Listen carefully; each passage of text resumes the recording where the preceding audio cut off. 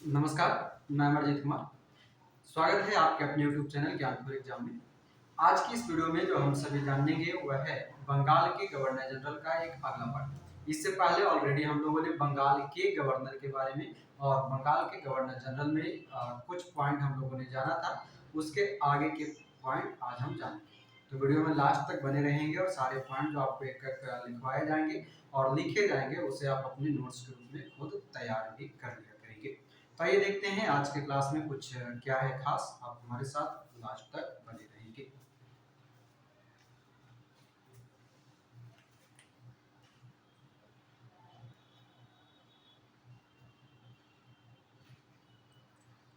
Hello, good morning सभी को।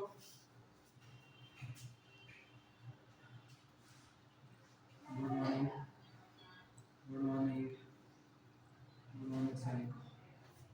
चलिए, आखिरी क्लास कहाँ तक हुआ था? सब आ गया है? कोई बाकी भी है? कौन कौन छूट गया जी आज? हैं?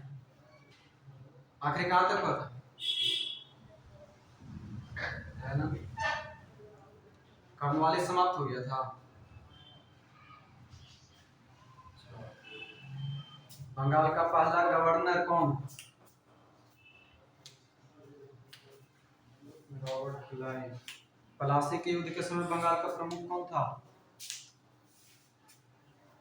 ड्रेक। पहला गवर्नर जनरल बंगाल का और अंतिम गवर्नर बंगाल का चारों क्रम बताइए तो कैसे कैसे कौन कौन सा पद क्रिएट होता है, सीक्वेंसली बताएंगे। कल लिखा था ना,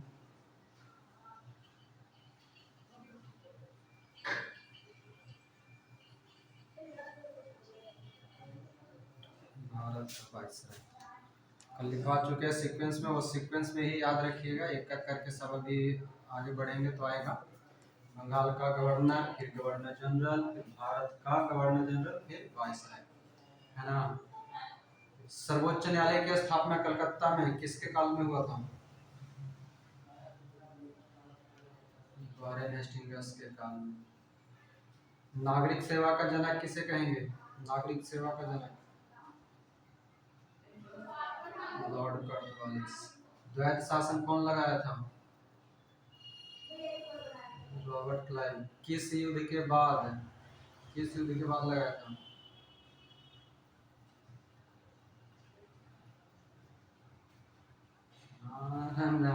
द्वैत शासन कब लगा था? बक्सर के युद्ध के बाद में जी।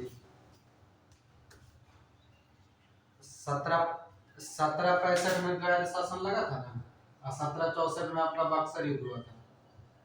भुला गए? याद रखिए।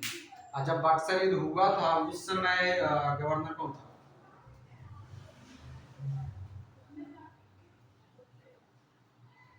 सोच के आंसर कीजिए। ऑलवेल था। गलत है। Vincent tort. लिखवाए नहीं है, बताइए। Vincent tort. बक्सर का युद्ध होगा तब विंसेंट टॉर्ट, और बक्सर के युद्ध के बाद जो है विंसेंट टॉर्ट की जगह पर फिर से रॉबर्ट क्लाइव को भेजा जाता है, ठीक ना। और रॉबर्ट क्लाइव जब 1765 में आता है, बताए थे ना कि 2 कार्यकाल इसका रहता है। 1765 वाला में जब आएगा 1765 से आगे, तब जाकर के 65 में आकर के ये द्वैध शासन लगाएगा, बताए थे। 65 से 67 2 साल के लिए आएगा। चलिए, उसके बाद हम लोग वॉरेन हेस्टिंग पढ़े थे। वॉरेन हेस्टिंग किस एक्ट के तहत गवर्नर जनरल बनाए गए? 1773 के रेगुलेटिंग एक्ट के तहत बनाए गए जी।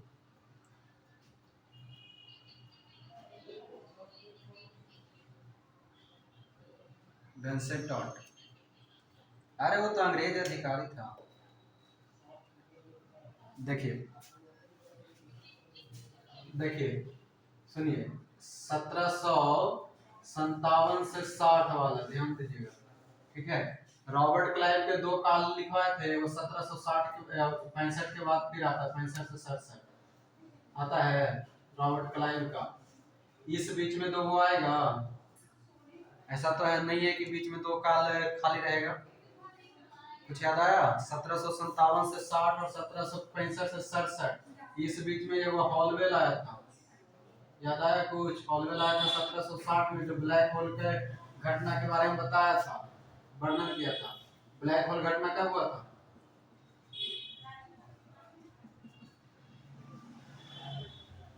1756 में। उसके बाद 1760 के बाद जो है बीच में आता है बेंसिन टॉर्ट, ठीक है, जो कि 1760 के आसपास से रहेगा 65 तक। इस बीच में हो जाएगा आपका बक्सर का युद्ध। कौन सा? बक्सर का युद्ध कब? 1764। उसके बाद जो रॉबर्ट क्लाइव है, रॉबर्ट क्लाइव को फिर से एक बार भेजा जाता है। बताया था इसका कहानी कि इंग्लैंड का था, इंग्लैंड से आया था क्लर्क बन करके, है ना, मगर ये अपनी क्षमता के बाद ये जो है भारत में मतलब कि बंगाल का गवर्नर बन जाता है। तो जब ये पुणे आता है 1765 से 67 के बीच में, तो 65 में ही लगा देता है द्वैध शासन, ठीक है। और द्वैध शासन के बाद ये भी बताए थे कि इलाहाबाद का संधि करता है कब? 1765 में 2 बार होता है, 2 संधि करता है। और इसी हाँ, और इसी बीच में एक चीज और समझ लीजिए, द्वैध शासन आखिर था क्या? तो एक दीवानी जो होता था और एक फौजदारी होता था, ठीक है। फौजदारी, इसी दीवानी को हम कह सकते हैं कि निजामत बोलता है, ठीक है, निजामत। निजामत का मतलब होता था शांति स्थापित करने का एक अलग संस्था हुआ करता था, ठीक है। और एक फौजदारी वाला। तो ये जो था रॉबर्ट क्लाइव, ये क्या किया कि दोनों को एक साथ कर दिया, यानी कि ये सोचा क्या कि हम अपने पास रखेंगे इसको, मगर ये अपने पास नहीं रख पाता, दोनों चीज नहीं संभाल पाता। और नहीं संभाल पाने के कारण बंगाल का उस समय एक छोटा सा शासक था नजमुद्दौला करके, ठीक है। नजमुद्दौला करके बंगाल का शासक था, उसको निजामत दे दिया और फौजदारी और सेनापति का जो भी कार्य वो अपने पास रख लेता है। इस कारण से ये दोनों अलग अलग बट गया, काम जो है एक व्यक्ति का 2 अलग अलग काम बट गया, इसलिए इसको द्वैध शासन कहा गया। और द्वैध शासन को फिर खत्म कब करता है? कौन आके? 1772 में वॉरेन हेस्टिंग। और वॉरेन हेस्टिंग कौन था? तो बंगाल का अंतिम गवर्नर, बताए थे, बंगाल का अंतिम गवर्नर 1772 में बन के आएगा, मगर 1773 के रेगुलेटिंग एक्ट के तहत 1774 में क्या बनेगा? बंगाल का प्रथम गवर्नर जनरल बनेगा। बताए थे? जिनका डाउट था वो क्लियर हो गया? लवली जी,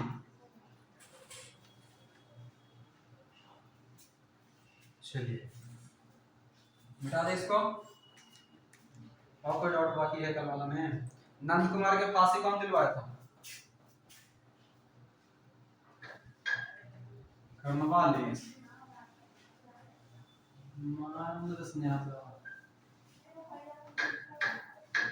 नंद कुमार की घटना है क्या? कौन था ये नंद कुमार? बंगाली ब्राह्मण था। इसको फांसी कब मिला था?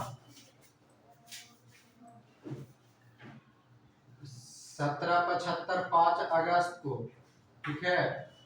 किसका? तो मीर जाफर की पत्नी कौन थी? मुन्नी बेगम। हाँ, मुन्नी बाई नहीं, मुन्नी बेगम याद रखिएगा, ठीक है। मुन्नी बेगम, मुन्नी बेगम पर मतलब कि मुन्नी बेगम पर 3 लाख रुपए का जुर्माना, मतलब कि 3 लाख रुपया वसूल करता था वॉरेन हेस्टिंग। इसी को लेकर के ये जो नंद कुमार था उसने अभियोग जारी कर दिया था, ठीक है। उसी को लेकर के एक व्यक्ति हुआ करता था मोहन प्रसाद। कौन? मोहन प्रसाद। मोहन प्रसाद ने क्या किया कि वॉरेन हेस्टिंग को जाकर के शिकायत कर दिया कि नंद कुमार जो है ऐसा तुम्हारे बारे में बोल रहा है। तो वो ले गया कोर्ट में, और कोर्ट में जिस समय ले गया उस समय नंद कुमार का बदकिस्मती समझिए कि 1773 में बना था क्या? रेगुलेटिंग है। और 1774 में बना आपका सुप्रीम कोर्ट कलकत्ता में।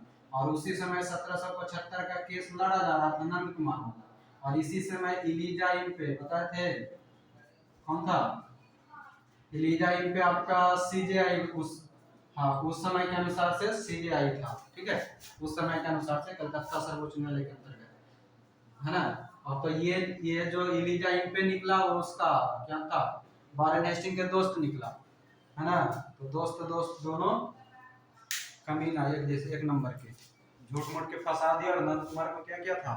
फांसी दे दिया था। कल एगो शायद फैजाबाद के संधि बताए थे, अगर नहीं बताया होंगे तो कहीं पर कोना में लिख लीजिएगा। फैजाबाद का संधि 1775। फैजाबाद का संधि 1775। एक और कोई छूट रहा है, वॉरेन हेस्टिंग का है। फैजाबाद इलाहाबाद का संधि कब बताए थे? 65। इलाहाबाद इलाहाबाद वाला इलाहाबाद 1765, फैजाबाद का 1775। इससे बीच में ये वो लिखिएगा 1773 में। 1773 में बनारस की संधि, ठीक है। 1773 में लिख लेंगे बनारस का संधि। ये तीनों लिख लीजिएगा, एक जगह कर लीजिएगा। इलाहाबाद 1765, बनारस की संधि 1773, फैजाबाद की संधि 1775। बाकी आप पूछिएगा नहीं कि आखिर ये था क्या, नहीं बताएंगे, काम का नहीं है इसलिए। बस संधि याद रखिए। पुरंदर के संधि कब हुआ? हाँ, इलाहाबाद रुपया संधि क्लाइव के समय में। बाकी ये दोनों जो है आपका वॉरेन हेस्टिंग के समय। और याद रखिएगा वॉरेन हेस्टिंग और लॉर्ड हेस्टिंग दो अलग अलग व्यक्ति है। वॉरेन हेस्टिंग हमारा अभी गवर्नर है बंगाल के अंतर्गत, गवर्नर जनरल के रूप में। आगे चल करके वो गवर्नर मिलेगा लॉर्ड हेस्टिंग, ठीक है, उसका काम अलग रहेगा। आज वहां पहुंचा देंगे लॉर्ड हेस्टिंग के पास। चलिए अब अगला पॉइंट बताइएगा, अगला कहां से शुरू करना है? सर जॉन सोर तक बता दिए थे। सर जॉन सोर ने बताए थे अस्थायी रूप से। अस्थायी आया था कर्नवालिस का तीसरा। अच्छा हाँ मिटा दिए लिखना था। मैकफर्सन के बारे में बताए थे। अस्थायी गवर्नर। और उसके बाद तीसरा आंदोलन मैसूर युद्ध कब हुआ था?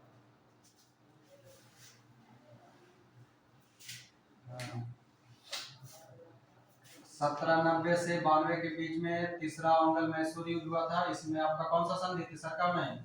मामाश्री श्रीरंगपट्टनम। उतना में समझ जाइएगा, बाकी हम पूरा नहीं लिखे हैं, कल लिखवा चुके हैं। और ठेका प्रथा कौन बंद किया था? ठेका देने का प्रथा। ठेका मतलब दारू वाला ठेका नहीं है, बिहार में दारू बंद है। नौकर के माल वाला ठेका कर्नवालिस बंद किया था। कल एक चीज और लिखवाए थे, जिससे पूछेंगे वो बताएंगे। कल लिखवाए होंगे कि बंगाल और बिहार को लेकर के 4 गो प्रांतीय न्यायालय बनाया गया था। बनाया गया था ना? दयानंद बताएंगे कि पटना में कहां पर, सॉरी आंसर बताएंगे, बिहार में पटना में वो बनाया गया था। बंगाल के 3 जगह बताइए। हाँ, बंगाल में कहां कहां पर जो बताइए। कलकत्ता, मुर्शिदाबाद और ढाका में। तो वो चारों याद रखना, ठीक है। ज्यादातर जहां तहां पर आपको मिलेगा खाली 4 गो, एक लिखा हुआ रहेगा बंगाल और बिहार, ठीक ना, बंगाल और बिहार। तो आपको ये अलग अलग करके याद रखना है, कलकत्ता, मुर्शिदाबाद और ढाका, और बिहार में राजधानी पटना। हाँ, चारों याद रखना। चलिए अब हेडिंग डाल देंगे सर जॉन सोर। लॉर्ड कॉर्नवालिस का कार्यकाल आखिर कब समाप्त हो रहा था? 1793। तो अगला डालेंगे सर जॉन सोर। सर जॉन सोर, ये शोर मचाएगा, ज्यादा कुछ करेगा नहीं। 1793 से 5 साल रहेगा, मतलब कि आपका 98 तक। 1793 से 98 ईस्वी। अब इसका पॉइंट एक इधर दिख रहा है ना, इधर सर जॉन सोर का लिखेंगे।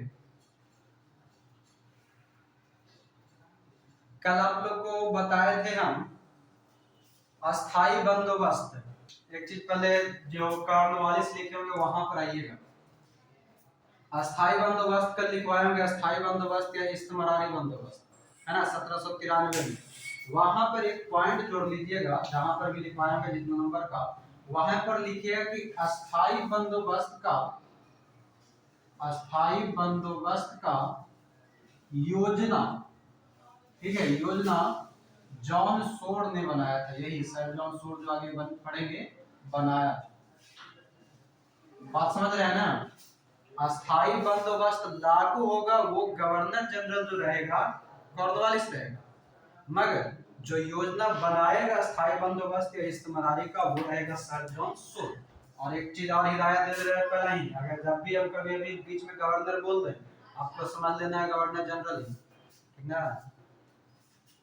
जब तक वाइसराय में भारत के गवर्नर जनरल तक नहीं जाते तब तक बीच में अगर गवर्नर बोल देंगे गवर्नर जनरल समझिएगा, लिखिएगा मगर गवर्नर जनरल ही, नहीं तो बाद में हमको बदनाम करवा दीजिएगा गुरु जी लिखवा दिए कुछ और। हाँ आइएगा सर जॉन सोर, इसके बारे में कुछ नहीं है, एक लिख लीजिएगा हस्तक्षेप नीति का प्रतिपादन, हस्तक्षेप नीति का प्रतिपादन और एक लिख लेंगे दूसरा खुर्दा का युद्ध, ठीक है? खुर्दा का युद्ध ये होगा आपका 93 94 95 1795 ईस्वी में खुर्दा का युद्ध 1795 मराठा और निजाम के बीच में होता है, वहीं पर ब्रैकेट में लिख लीजिएगा, ठीक है? मराठा और निजाम के बीच में होगा, लिखना चाहते हैं तो यहीं पर लिख लीजिएगा मराठा प्लस निजाम। मन में आएगा कि जीतेगा कौन, तो मराठा लोग उस समय थोड़ा मजबूत था तो जीतेगा मराठा हारेगा निजाम, ठीक है? और एक पॉइंट और लिख लीजिएगा, कभी कभी पूछ लेता है सर जॉन सोर है ना, तो इसमें लिखिएगा कि सर जॉन सोर ने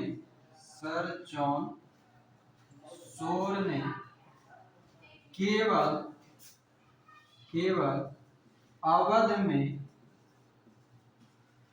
हस्तक्षेप मतलब अहस्तक्षेप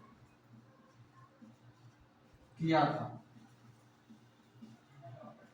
सिर्फ अवध में ही कर पाया था, ज्यादा दिन रहा तो ये 5 साल मगर कुछ किया नहीं, ये दूसरे के झेलते रह गया, क्लियर है?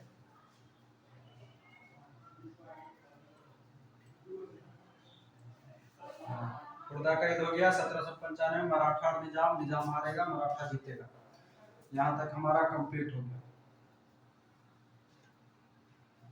अब अगला डालिएगा हेडिंग जो इम्पोर्टेंट है, हाँ सर जॉन सोर ने केवल अवध में हस्तक्षेप किया था। अगला डालेंगे बेलेजली बंगाल का शेर, उसे कहते हैं ना, लिखेंगे लॉर्ड बेलेजली 98 से 18 5 क्या है लॉर्ड बेलेजली,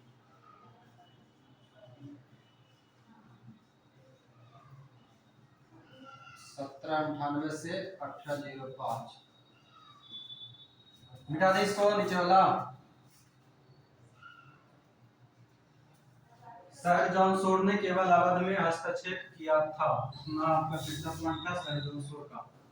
अब लॉर्ड बेलेजली का पहला पॉइंट लिखेंगे सबसे पहले लिखेंगे आपका ओंगल नेपाल युद्ध,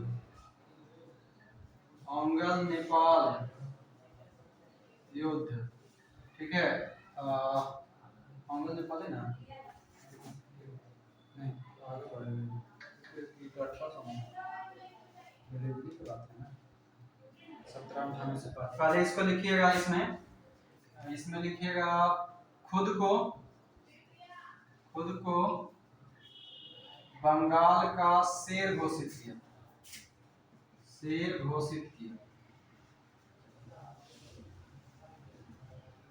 दूसरा लिखेंगे सहायक संधि शुरू किया मगर ब्रैकेट में लिखिएगा, सहायक संधि शुरू किया मगर ब्रैकेट में लिख लेंगे भारत में सर्वप्रथम सहायक संधि का, हाथ चलाते रहेंगे काम ध्यान में रखेंगे, ठीक है? सहायक संधि शुरू किया और लिखेंगे भारत में सर्वप्रथम सहायक संधि का प्रयोग डुप्ले, डुप्ले कौन था? डुप्ले, हाँ डुप्ले लिखिएगा। भारत में सर्वप्रथम सहायक संधि का प्रयोग फ्रांसीसी गवर्नर, आगे लिख लेंगे, फ्रांसीसी गवर्नर डुप्ले ने किया था। अगर वो सफल नहीं हुआ था तो ध्यान रखिएगा, जब भी कभी प्रश्न पूछेगा कि भारत में सर्वप्रथम सहायक संधि का प्रयोग किसने किया तो डुप्ले, ठीक है। और जब प्रश्न कर देगा कि सहायक संधि भारत में लागू किसने किया है तो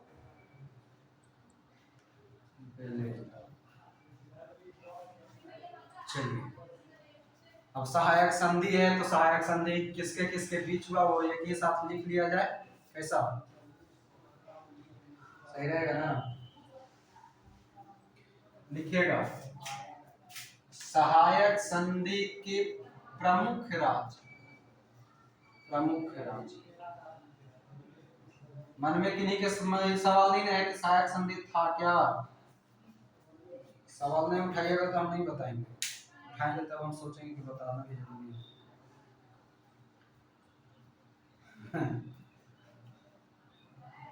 है। सब्सिडरी अलायंस बोला जाता है। जितना भी भारत में देसी नरेश हुआ करता था ना, भारत के छोट कुटीवन जो राजा हुआ करता था, वो सब के देखभाल करेला, ठीक है, वो सब के देखभाल करेला। जो विलेजली था वो क्या करता था, अपना सेना भेजता था उसके पास कि तुम शांति से खाली शासन करो, तुम्हारा देखभाल सब कुछ कौन करेंगे, हम करेंगे। इसी को कहा जाता था सहायक संधि। समझ गए? देसी नरेश जितना हुआ करता था उसको कंपनी की सेना और ब्रिटिश रेजिमेंट जो हुआ करता था वो उसकी सुरक्षा करता था। सुरक्षा का जिम्मा किसको?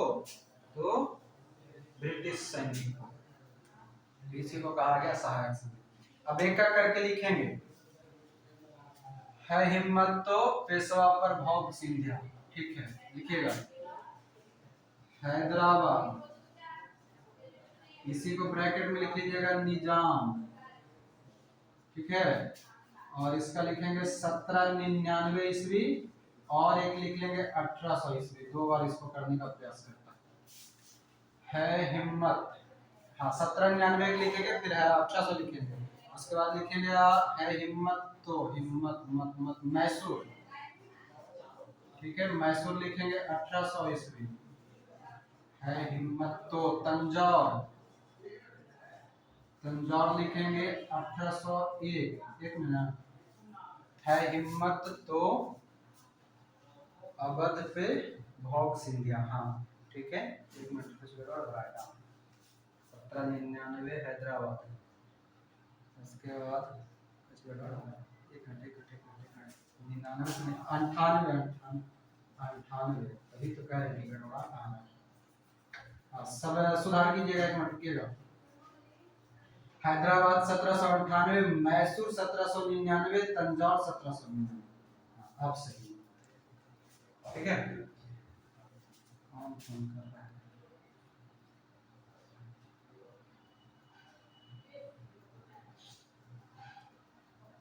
फोन करके बीच में कोई डिस्टर्ब कर देता है। हाँ हाँ सुधार कर लीजिएगा सब। हैदराबाद 1799, और हाँ हाँ वही 98, रुकिएगा एक मिनट, एक मिनट रुकिए रुकिए रुकिए, अभी हाथ रोकिए थोड़ा सा रुकिए, हमको पहले एक और लिख ले, एक और लिख लेने दीजिए फिर बताते हैं हम। है हिम्मत तो अवध पर भौक सिंधिया,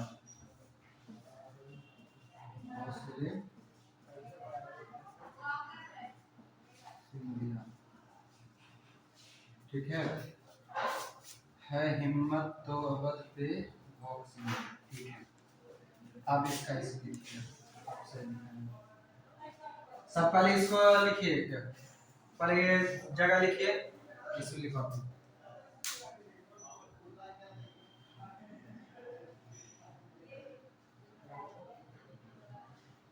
ठीक है। हैदराबाद आप शुरुआत से लिखिएगा। हैदराबाद इसको निजाम कहेंगे 1798 और 1800 ईस्वी में करेगा। मैसूर का 1799 में और तंजौर का 1799 में। ये सीक्वेंस याद रखिएगा, ठीक है। पहले करेगा मैसूर को तब तंजौर को। कभी कभी जब आपको सीक्वेंस लगाने वाला देता है, ठीक ना, तो उसमें याद रखेंगे कि पहले मैसूर तब तंजौर। उसके बाद अवध है 1801, फिर पेशवा है 1802, उसके बाद है भोसले 1803 और सिंधिया है 1840। अब जल्दी से इसको एक जगह कर लीजिए, ठीक ना। सब में ईस्वी लगा लीजिएगा, यूनिट जो है।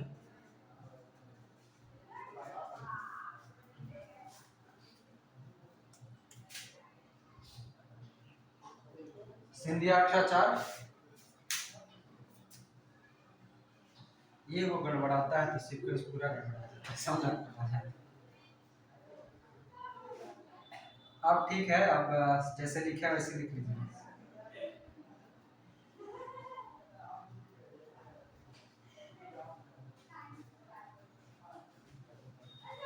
इसका एक और ट्रिक बताते हैं, अगर लिखना चाहें आप लोग तो लिख लीजिएगा।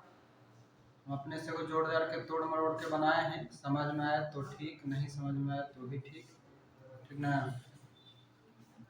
प्रयास कीजिएगा समझने का। कहने लिख दें, यहाँ पर दिख रहा है आप लोग को, ऊपर वाले मिटाते हैं, ठीक ना।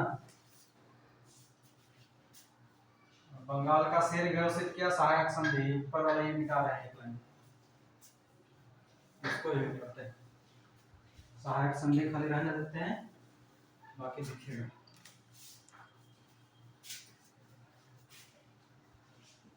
है हिम्मत, ठीक है हिम्मत तो अवध पे भौक सिंधिया, नीचे लिखते हैं, उधर साइड नहीं दिखेगा, सिंधिया दिख रहा है हिम्मत तो अवध पे भौक सिंधिया। अब देखिए इसको तोड़िएगा, है से हैदराबाद, समझ में आए तो भी मुबारक, नहीं समझ में आए तो अपनी अपनी मुबारक। है हिम्मत, म और त, ठीक है। म और त को तोड़िए, म से आपका मैसूर, त से आपका तंजौर, तो साइलेंस है। अवध से आपका अवध, पे से आपका पेशवा, भौक से आपका हो जाएगा भोसले, और सिंधिया तो ऑलरेडी सिंधिया ही है। समझ में आए तो भी मुबारक, ना समझ में आए तो भी मुबारक, अपनी अपनी मर्जी, ठीक ना। मगर एक बात बता देते हैं कि केरो में नहीं बताइएगा, ठीक ना। क्योंकि यहाँ पर एगो शब्द छिपा हुआ है सिंधिया, औरों पे भयानक शब्द हम छुपा के रखे हैं भौग। भौग मतलब कुत्ता भौंकता है, ठीक ना। अगर सिंधिया परिवार, ये ज्योतिराज सिंधिया अगर सुन लेगा तो बड़ा खतरनाक युद्ध हो सकता है। इसलिए सब अपने अपने पास छुपा के रखिएगा, खाली आप ही लोग को बताए हैं। बाकी यूट्यूब वाला पे हम काट देंगे उसको, ठीक ना। हाँ इसलिए कह रहे हैं कि देख रहे हैं, है हिम्मत तो अवध पे भौक सिंधिया, मतलब कि वो चैलेंज किया जा रहा है सिंधिया को ना, कि अगर हिम्मत है तो अवध पे जाकर के बोल। ऐसा ये सेंटेंस बनता है ना, इसलिए कह रहे मार्केट में नहीं फैलाइए, अपने अपने पास छुपा के रखिएगा। चलिए इसको मिटा दें। सहायक संधि हो गया, बेलेजली का सबसे इंपॉर्टेंट चीज यही था जो कि हो गया। अब आगे और लिखा जाए, मिटा दे इसको ना, भी कहीं और मिटाएंगे। ट्रिक को कहीं पर घुसा लीजिएगा, बॉक्स में करके के जो लिख लीजिएगा, याद रह जाएगा हमेशा के लिए। बस ईस्वी में गड़बड़ाता है, जैसे हम अभी गड़बड़ा गए, तो 1798 से शुरू कीजिएगा, ठीक ना। 1798 से शुरू कीजिएगा, 98 99 99 1 2 3 4, ये कोई ईस्वी गड़बड़ाएगा तो सब गड़बड़ा जाएगा, ये भी याद रखिएगा, ठीक ना। इसलिए सीक्वेंस उसका सही रखिएगा। जैसे हमने यहाँ पे ऋषि 99 की सब के सब लटपट आ गया, इसलिए बता दिए। कितना नंबर पॉइंट था सहायक संधि जो भी था उसका आगे लिख लीजिए जो भी है लिख लीजिए। चलिए आगे लिखिएगा, चौथा अंगल मैसूर युद्ध, चौथा है तो चौथे में लिख लीजिए चौथा अंगल मैसूर युद्ध। चतुर्थ अंगल मैसूर युद्ध कब होगा? 1799। ठीक है, अब इसमें संधि कौन सा? सहायक संधि। गवर्नर जनरल कौन? तो वेलेजली। सहायक संधि से उसको कर देता है। ऐसे कहीं पर आपको संधि लिखा हुआ नहीं मिलेगा और सहायक संधि से ही उसको अंदर लेता है। पढ़े तो अभी है ना, अभी बताया ना कि मैसूर को 1799 में लिया, सहायक संधि से किया। किनका आवाज कर रहा है? चलिए आगे लिखिएगा। पांचवा, 1800 ईस्वी में, 1800 ईस्वी में कोलकाता में फोर्ट विलियम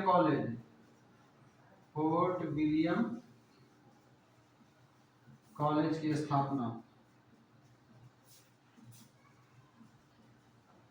कॉलेज की स्थापना 1800 ईस्वी में कोलकाता में फोर्ट विलियम कॉलेज की स्थापना हो गया।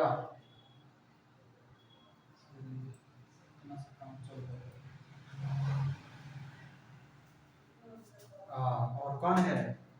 वेलेजली है।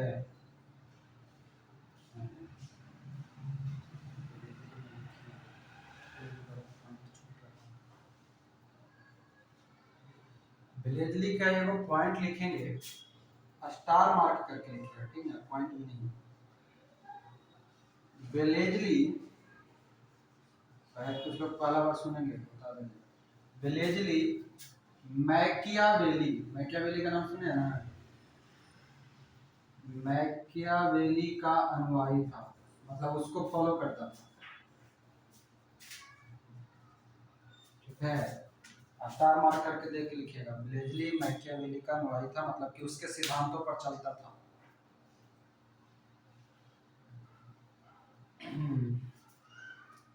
1805 है तो एक कम और लिखिएगा, इसमें वर्ड छूट रहा है। दूसरा अंगल मराठा युद्ध, छठा नंबर पॉइंट। द्वितीय अंगल मराठा युद्ध, सब युद्ध एक बार लिखवाएंगे। 1803 से 1805। ठीक है, इसमें संधि होगा, अंगल मराठा युद्ध है तो बेसिन की संधि। ठीक है, बेसिन की संधि, कोई बेसन नहीं लिख लीजिएगा। बेसिन की संधि 1805 में। बेसन लिखिएगा तो फिर पकौड़ा बनाना पड़ेगा बरसात के समय है। किनकरा वो पकौड़ा बनाना है? पकौड़ा बनाने नहीं आता है?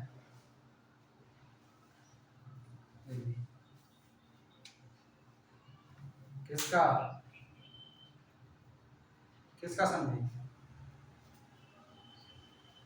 1802 में, 5 में, इसी के साथ होते ना ये, दूसरा अंगल मराठा युद्ध के साथ। 1802 है। बेसिन की संधि 1803 में तो ये कार्यरत द्वितीय के साथ चला। बेसिन की संधि 2 में, 5 में। चेक कीजिएगा इसको, मेरा ध्यान में 5 आ रहा है। चेक कीजिए ना, अगर कुछ है तो 2 कर दीजिएगा। देख लीजिएगा उसको, बेसिन की संधि वाला 5 देख के बताइए तो।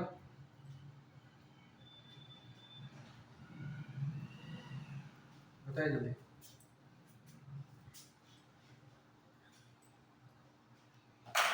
इसीलिए बड़ा है।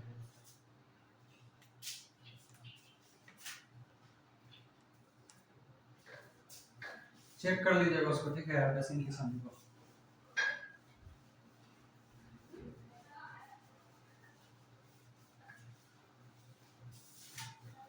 चलिए, चौथा अंगल मैसूर युद्ध हो गया। सहायक संधि के द्वारा 1800 ईस्वी में कोलकाता में फोर्ट विलियम कॉलेज की स्थापना ब्लेजली मैकियावेली के सिद्धांतों का अनुयायी था। दूसरा अंगल मराठा युद्ध 1803 से 5, इतना, और इसके साथ ब्लेजली खत्म। आगे बढ़े, कितना टाइम हो गया? लॉर्ड ब्लेजली बिटा रहे हैं।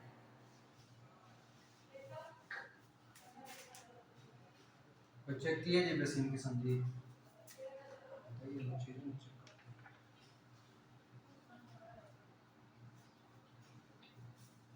1802 है। चलिए, बेसिन की संधि सुधार लेंगे, 1802 कर लेंगे। चलिए आगे, ये लॉर्ड ब्लेजली का इतना था, 5 था ना। फिर लिखिएगा लॉर्ड कॉर्नवालिस, दिमाग ठनकेगा कोई के। लॉर्ड कॉर्नवालिस किन्हीं का ठनका है। 1805 में ये दोबारा आता है, ठीक है। ब्लेजली के वापस बुला लिया जाता है 1805 में, और ये दोबारा आता है। मगर मगर मगर लिख लीजिएगा बस, या तो फिर जहां पर कॉर्नवालिस लिखे वहीं पर आप लोग लिख लीजिएगा। मृत्यु 1805 में कहा होता है? गाजीपुर उत्तर प्रदेश में। जहां पर कॉर्नवालिस लिखे वहीं पर लिख लीजिएगा 5 अक्टूबर 1805 में इसका मृत्यु, ठीक ना। 5 अक्टूबर 1805 में गाजीपुर में इसका मृत्यु हो जाता है। आता तो है, मगर ये हो जाता लगभग 67-68 साल का, मर जाता है आके यहीं पे।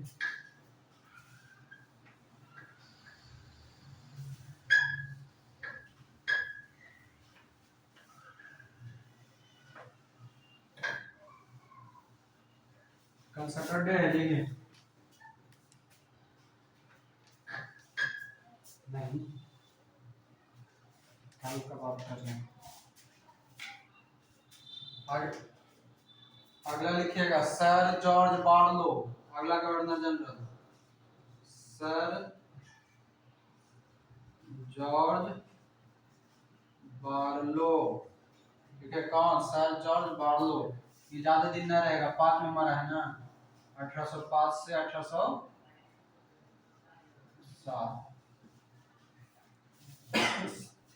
1805 से 1807 सर जॉर्ज बार्लो।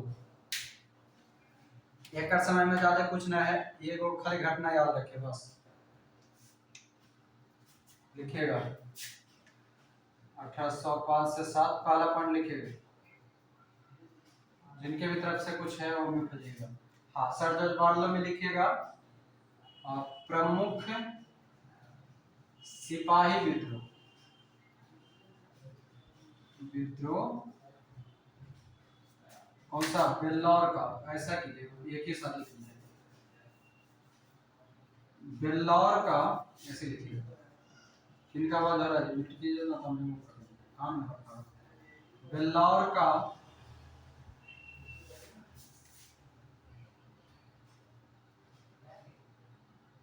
लाना बैठा ले करो ना, सुनो। बेल्लौर का प्रमुख सिपाही विद्रोह, सिपाही विद्रोह, हाँ, 1806। और उसके बाद ये जो सिपाही विद्रोह होता है ना, उसके कारण इसको हटा देता है, और हटा करके क्या करता है कि इसको मद्रास का गवर्नर बना देता है, ठीक ना। मद्रास ले जाकर के इसको पकड़ देता है। देखिएगा 1808 में इसे मद्रास का गवर्नर सिर्फ, ठीक है, गवर्नर जनरल नहीं, गवर्नर बना दिया जाता है। सर जॉर्ज बार्लो याद आएगा। बार्लो बार्लो बार्लो कौन था ना? Minto, Lord Minto. अगला लिखेंगे लॉर्ड मिंटो। ये सब के नम्मा क्या है, लॉर्ड लगावे के मन नहीं करता, तो खाली आप लोग को पढ़ाना रहता है, लिखवाना रहता है, इसलिए लिखो करना है। तो भगवान सर एक नंबर के राक्षस 7 है ना जी, 7 से 13, 1807 से 1813 ईस्वी। लॉर्ड मिंटो लिखिएगा जल्दी जल्दी, हाथ चलाइए। चलिए लिखिएगा, आप लोग मत काट लीजिएगा इसको, लॉर्ड को नहीं काट लीजिएगा, लिखते रहिए, नाम के अनुसार सब है। लॉर्ड मतलब ये सब नाम नहीं है, ये सब को उपाधि है, सब लॉर्ड माना जाता है, जो प्रमुख व्यक्ति होता है उसको लॉर्ड कहा जाता है। चलिए लिखिएगा, इसके समय 1813 का कुछ था चार्टर एक्ट पारित हुआ।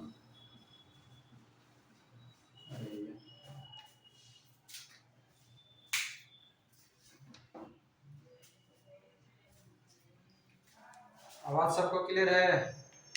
चेक कीजिएगा एक बार। बोर्ड नहीं दिखाई देगा बाकी,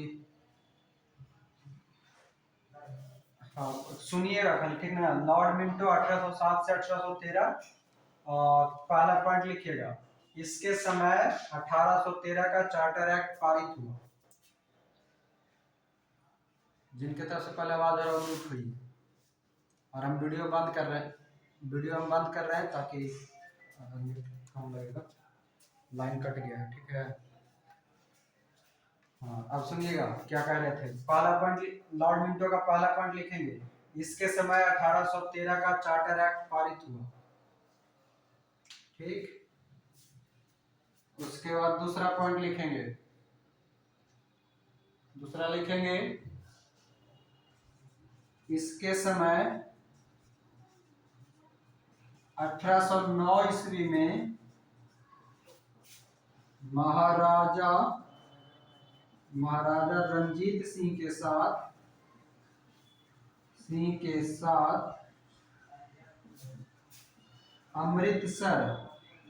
अमृतसर की संधि। इसके समय 1809 ईस्वी महाराजा रंजीत सिंह के साथ अमृतसर की संधि हुआ, अमृतसर का संधि हुआ। दो इसका इंपॉर्टेंट है बस, हो गया। चलिए अब मिटा रहे हैं, अब अगला देखिएगा, मिनटों के बाद आता है 13 के बाद कौन आएगा, आ जाएगा शायद हेस्टिंग, लॉर्ड हेस्टिंग। हाँ सर हेस्टिंग आ रहा है मगर ये लॉर्ड हेस्टिंग है।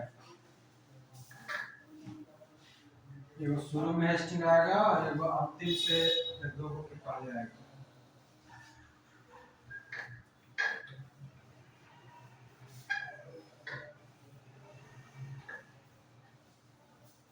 चलिए लिखेंगे लॉर्ड हेस्टिंग,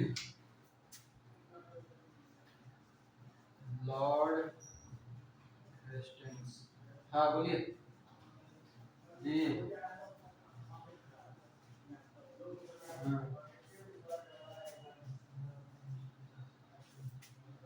लॉर्ड कहता नहीं,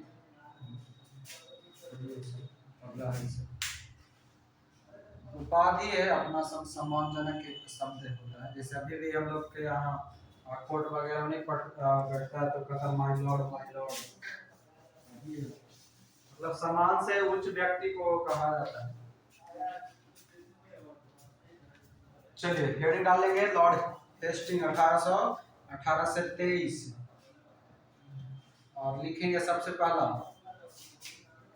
पॉइंट लिखेंगे 1813 से 23, गलती है। हाँ तो लिखिएगा,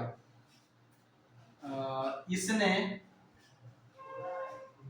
सर जॉर्ज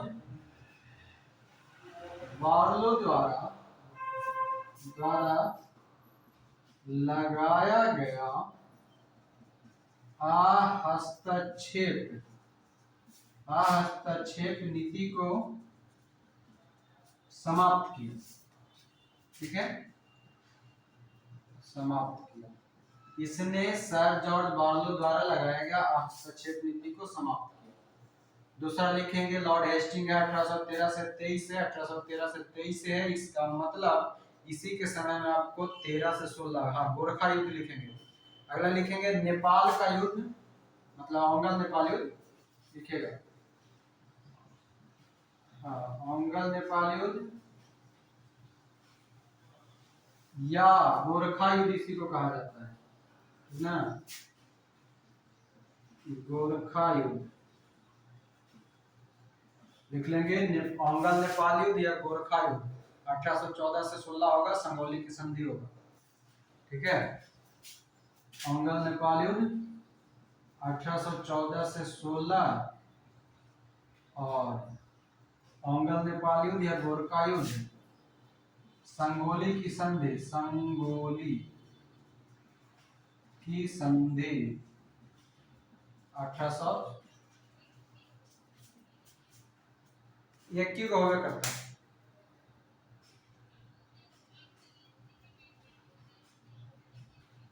नहीं नहीं, बिलेजली वाला गलती से हम बोल दिए थे, उसको काट लीजिएगा। बिलेजली वाला में गलती से बोल दिए थे। हाँ यही वाला है। अमर सिंह जो है पराजित हो जाता है, सुगौली की संधि उसी के साथ होता है, ठीक है। और ये जो एक चीज और याद रखिएगा, कॉमन मतलब ऐसे ही जनरल नॉलेज के लिए बता देते हैं, ये जो संगोली की संधि है ना औंगल नेपाल वाला, आज भी जारी है, ठीक ना। संगोली की संधि जो है आज भी जारी है, मतलब ये अभी तक चल रहा है। इसके अंतर्गत होता ये है, वो संगोला दूसरा है।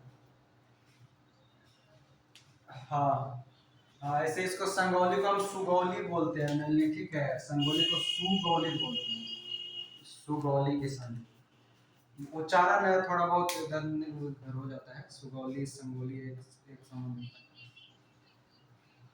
हाँ ब्रिटिश के साथ हुआ, नेपाल ये औंगल के साथ हुआ था। हाँ चलिए, अब इतना छेड़ रहे हैं तो लिखिएगा, क्षेत्र लिख लीजिए इसका, ठीक है। गढ़वाल, शिमला, कुमायूं और रानीखेत और नैनीताल, ठीक है, लिखिएगा। क्षेत्र लिखिए, सुगौली संधि के अंतर्गत क्षेत्र लिखिएगा। गढ़वाल,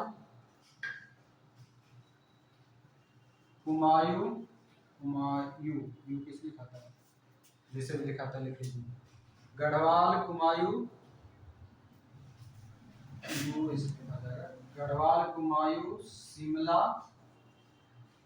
गढ़वाल, कुमायूं, शिमला, नैनीताल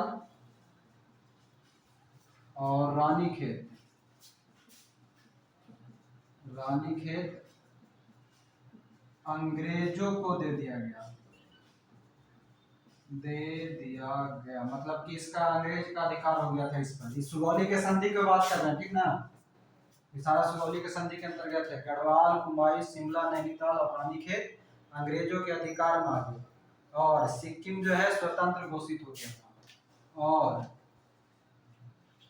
सिक्किम सुगौली के संधि के तहत सिक्किम स्वतंत्र घोषित हुआ था,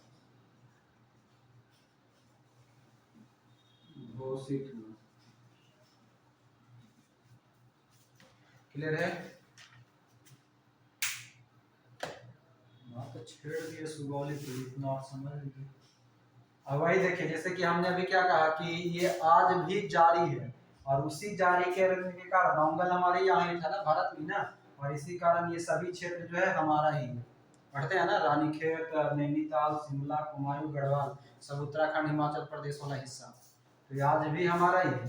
और 1816 में ये जो था सिक्किम स्वतंत्र घोषित हो गया था। फिर बताया था ना कि 1774 में फिर से इसको जोड़ा गया, ये भारत में मिला, और 75 में हमारा क्या बन गया था, 1700 नहीं तो 1975 में फिर ये हमारा बन गया था। 1774 में मिला, विलय हुआ, 1775 में हमारा ये राज बन गया।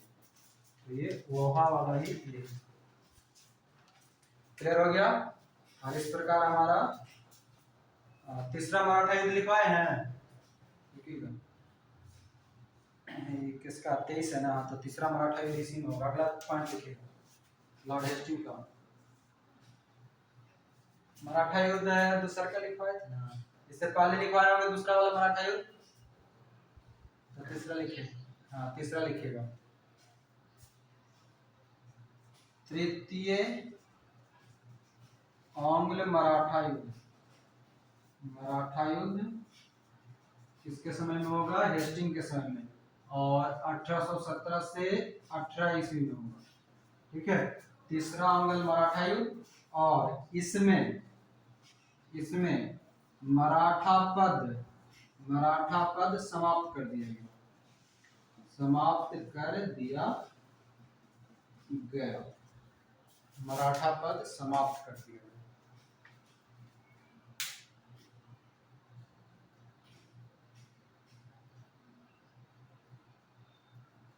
1817 से 18 के बीच में तीसरा आंग्ल मराठा।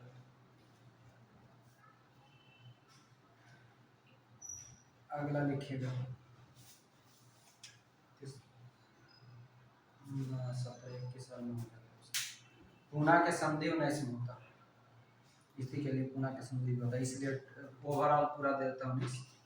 ठीक है, जैसे कि देखिए ये जब तीसरा आंग्ल मराठा युद्ध होता है ना, तब इच्छा है तो ऐसे कीजिए 1818 19 ऐसे करके लिख लीजिए करके, और यहीं पर एगो पूना का संधि होता है। कौन सा संधि? पूना का संधि। ठीक है, इसीलिए वो पूरा ओवरऑल दे देता है 1819। आगे लिखिएगा, नीचे ऊपर वाला मिटा दें।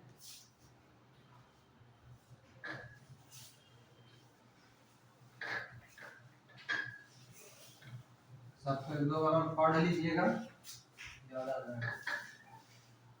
तीसरा चौथा पॉइंट लिखेंगे पिंडारियों का दमन।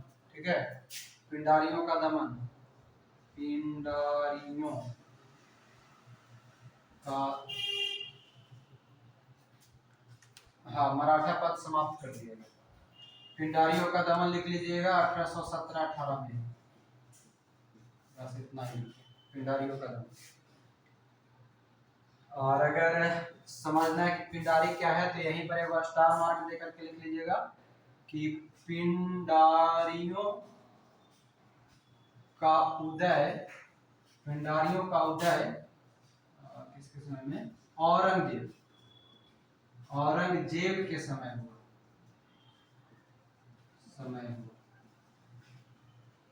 ठीक है, पिंडारियों का उदय औरंगजेब के समय। ये हो गया। अगला लिखेंगे 1818 ईस्वी में बम्बई प्रेसिडेंसी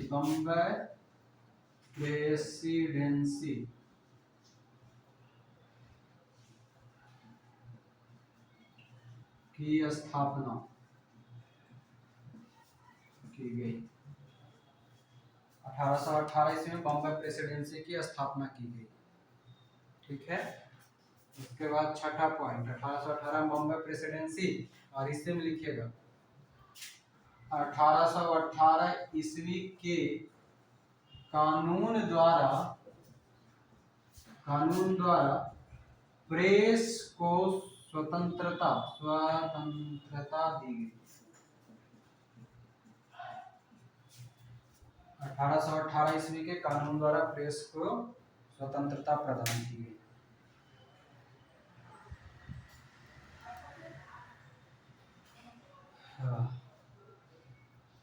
मतलब प्रेस पर जो प्रतिबंध लगाया गया था वो समाप्त कर दिया गया। और 23 से है तो एक चीज और छूट रहा है, काश्तकारी नियम। काश्तकारी कब आया था तो बताएंगे? तो नहीं, 1822 ईस्वी में काश्तकारी अधिनियम। इसको इंग्लिश में कुछ और बोलते हैं क्या? टेनेंसी एक्ट, हाँ, टेनेंसी एक्ट। 1822 ईस्वी में प्रथम काश्तकारी अधिनियम, बंगाल में काश्तकारी अधिनियम लागू हुआ। 1822 ईस्वी में बंगाल में काश्तकारी अधिनियम लागू हुआ। 1818 ईस्वी के कानून द्वारा प्रेस की स्वतंत्रता दी गई।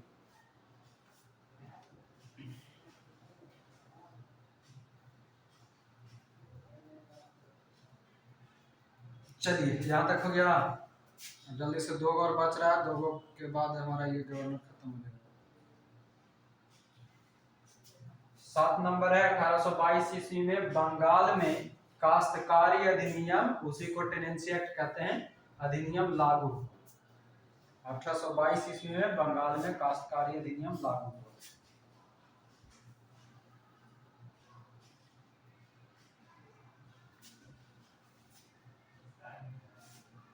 चलिए अगला लिखेंगे।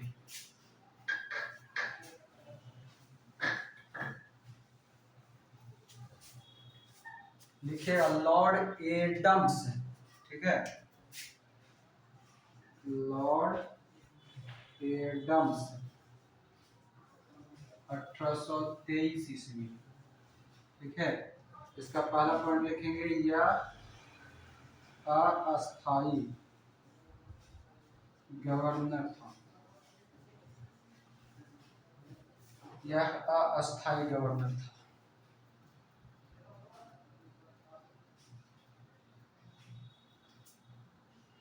लॉर्ड एडम्स 1823, यह अस्थाई गवर्नर था। दूसरा लिखेंगे, प्रमुख घटना,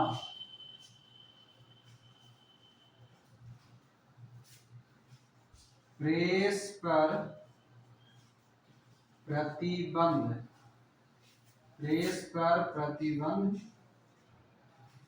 आरोपित करना,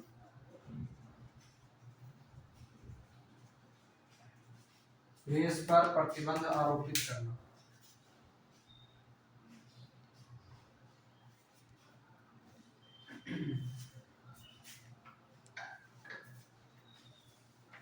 अठारह सौ 23 हो गया।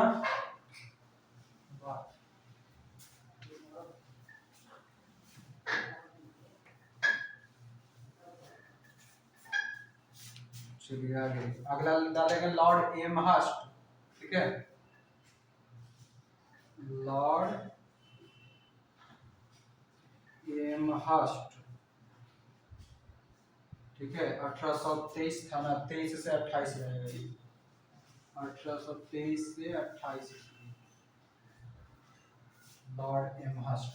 नीचे वाला में लॉर्ड एडम्स 1823 या अस्थायी गवर्नर था, और इसके समय का प्रमुख घटना क्या है, तो प्रेस पर प्रतिबंध आरोपित करना। एमहर्स्ट का 23 से 24 है, यानी कि लिखेंगे प्रथम बर्मा युद्ध, ओंगल बर्मा युद्ध,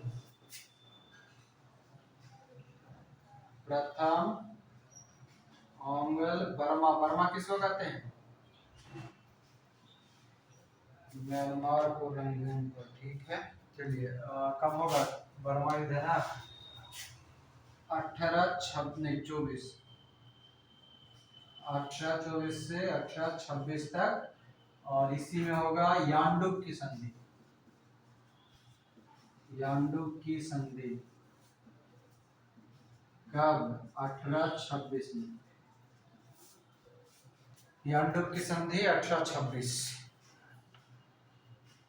अगला लिखेंगे दूसरा, 1824 ईस्वी में बैरकपुर, बैरकपुर छावनी में विद्रोह,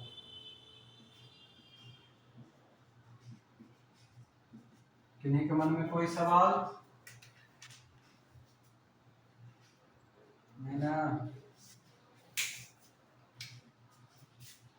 हाँ बैरकपुर छावनी। तो लिखेंगे 1824 ईस्वी में कलकत्ता में, कलकत्ता में संस्कृत विश्वविद्यालय की स्थापना, गवर्नमेंट संस्कृत कॉलेज, गवर्नमेंट, हाँ 1824 ईस्वी में कलकत्ता में गवर्नमेंट संस्कृत कॉलेज की स्थापना, स्थापना 1824 ईस्वी में कलकत्ता में गवर्नमेंट कॉलेज संस्कृत कॉलेज की स्थापना 24 में।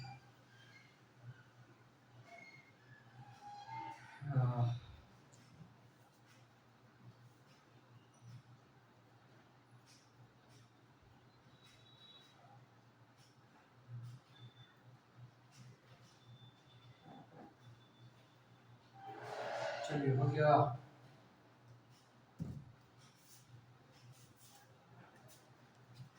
और इस प्रकार अपना बंगाल का गवर्नर जनरल आज समाप्त। किन्हीं का कोई प्रश्न है गवर्नर जनरल में, बंगाल के गवर्नर जनरल के तहत, या कहीं पर कोई डॉट हो तो पूछ सकते हैं। नहीं, तो मिलते हैं अगले क्लास में।